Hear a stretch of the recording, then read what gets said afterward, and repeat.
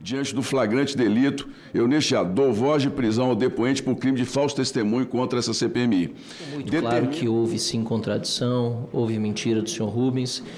E pelo crime de falso testemunho, ao que tudo indica pelo pedido do relator, o senhor Rubens deve sair daqui preso. Eu imagino isso.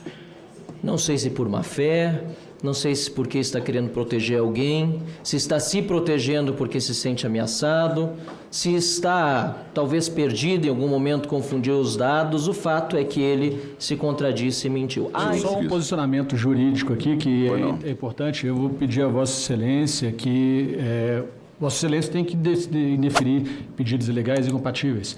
E esse pedido de prisão preventiva enquanto investigado é incompatível com o pedido de prisão em flagrante como testemunha. Além disso, ele sistematicamente foi tratado aqui, nominalmente, como acusado, investigado. Várias vezes apontaram o dedo nele aqui, na cara dele. As provas, os elementos de convencimento para falar que houve falso testemunho, Excelência, foram tirados do inquérito também, onde ele está como investigado. E é falado que se ele conseguir, se ele alcançar coerência, ele está salvo, né? Quer dizer que ele está prejudicado se não tiver. E se ele está prejudicado, Excelências, com todo respeito à casa, eu busco justamente para não fragilizar juridicamente qualquer decisão, porque a quem se pede prisão preventiva não se pode decretar prisão em flagrante por falso testemunho, é claro.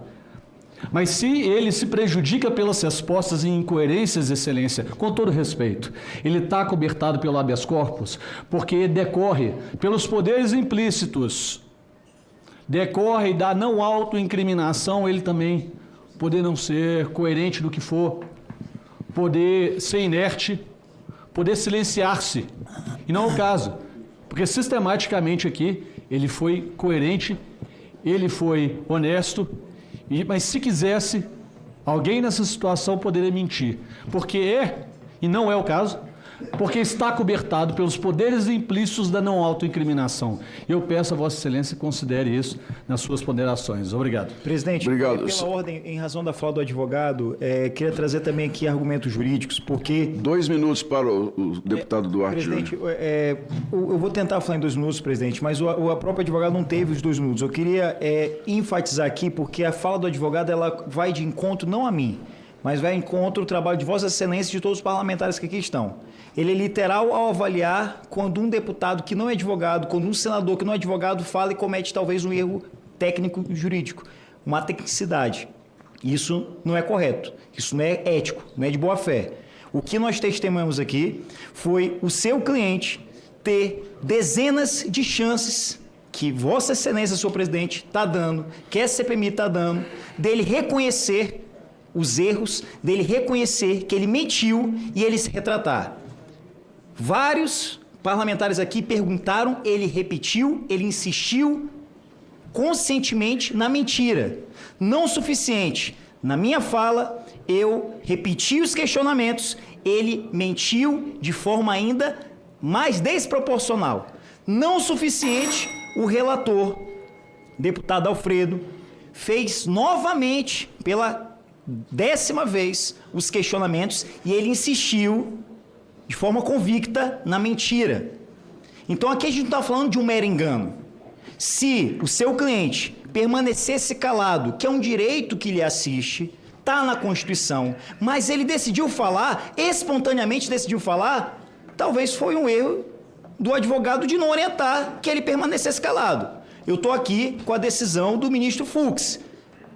O Rubens não está aqui fazendo favor. Ele não está aqui espontaneamente. Ele não está aqui porque ele, decidi ir porque eu sou bonzinho. Não é.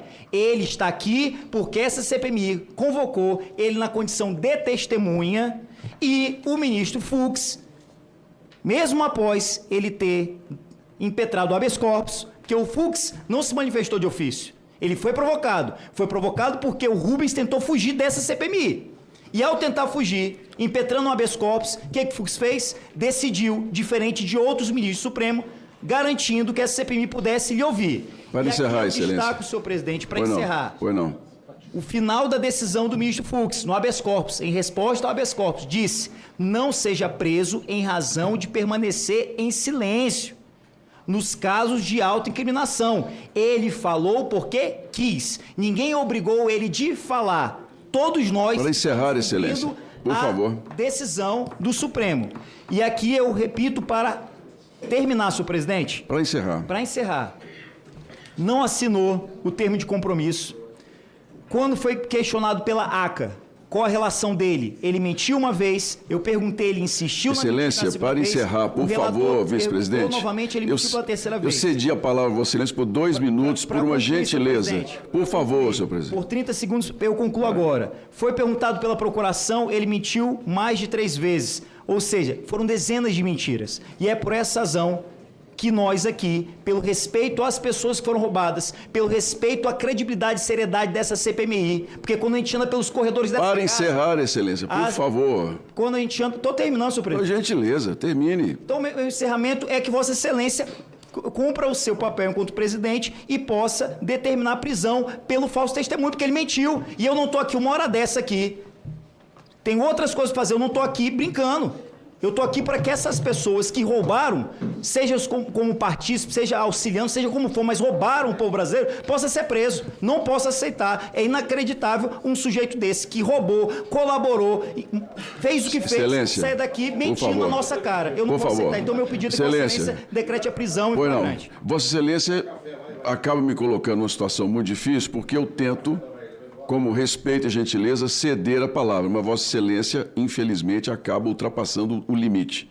Outra coisa, ninguém está aqui para brincar de CPMI, nem Vossa Excelência, muito menos eu, o relator, ou qualquer um dos parlamentares que está aqui. Vossa fala, em alguns momentos, inclusive, até nos ofende.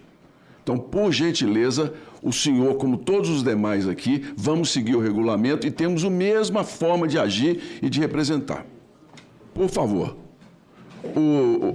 O senhor Rubens Oliveira Costa veio aqui como testemunha, debaixo de um habeas corpus em que foi dado a ele o direito de se silenciar sobre os assuntos em que ele poderia se autoincriminar. Esse direito foi respeitado do começo ao fim desta CPMI. Em todos os momentos ele foi instado a falar respeitosamente, teve todos os momentos com seu advogado respeitados e esta CPMI buscou a verdade a todo momento. Quero dar uma informação técnica aqui. É importante mencionar que a CPI segue o princípio da colegialidade, razão pela qual a imputação da condição de investigado ou testemunha a determinada pessoa decorre de uma decisão colegiada, jamais da posição isolada de um ou de mais membros. Não está aqui ninguém que queira uma condenação antecipada de quem quer que seja, porque nós estamos aqui para investigar, mas está aqui quem tem de zelar pela lei e pela Constituição. O que nós vimos hoje, o Brasil assistiu, é mais uma vez o silêncio de quem conhece, sabe como funcionou e não quis trazer informações quando foi perguntado sobre o maior esquema de roubo dos aposentados no Brasil. Nessa comissão, nós vemos aqui a todo momento o depoente tentando não dar informações corretas a este parlamento, esconder documentos, fugir das respostas e, muitas vezes, ocultar a verdade. Mas aqui, senhores, e quero deixar isso muito claro, não é terra sem lei. A nossa paciência, ela tem limites e a nossa determinação, não. Nós vamos até o fim com essa investigação. O crime de falso testemunho previsto no artigo 342 do Código Penal é gravíssimo. Quem mente diante dessa CPMI não afronta apenas os deputados e senadores, afronta a nossa lei, a Constituição e o povo brasileiro. Quando alguém esconde a verdade aqui dentro, é um desrespeito, especialmente, neste caso, aos aposentados na fila do remédio, a viúva que chora para pagar as contas, quem faltou dinheiro no final do mês, para tudo isso. E está muito claro pela documentação que nós temos nessa CPI que o esquema era totalmente conhecido, especialmente pela experiência profissional da testemunha que veio até esta CPMI. Por isso, essa presidência encaminhará imediatamente o pedido de prisão e as representações criminais cabíveis contra a testemunha. Está registrado em ato o comportamento do depoente nessa CPMI. Diante das mentiras constatadas, das contradições flagrantes, da ocultação de documentos, está caracterizado o crime de falso testemunho. Na condição de presidente desta comissão parlamentar mista de inquérito, diante do flagrante delito, eu neste ato dou voz de prisão ao depoente por crime de falso testemunho contra essa CPMI. Determino, Vossa Excelência não pode mais se manifestar, senhor advogado, agora só nos autos. Determina a Polícia Legislativa do Congresso Nacional que proceda imediatamente à condução do preso com todas as garantias constitucionais e que seja comunicado à autoridade judicial para as devidas providências. Essa CPMI, e aqui eu vim pautando ponto por ponto, não será instrumento de blindagem de ninguém. Essa CPMI vai até o final, doa a quem doer. Quem rouba do aposentado, rouba do Brasil. E aqui, meus amigos, quem mente vai pagar o preço. Polícia Legislativa que se cumpra as decisões dessa casa. Não, Excelência. O senhor não pode mais se manifestar, só nos autos agora. Nada mais havendo a tratar, agradeço a presença de todos e declaro encerrada a presente reunião, convidando-os para a próxima a ser realizada 25/9, para a oitiva do senhor Antônio Carlos Camilo Antunes, conhecido como Careca do INSS. Muito obrigado a todos. Assina.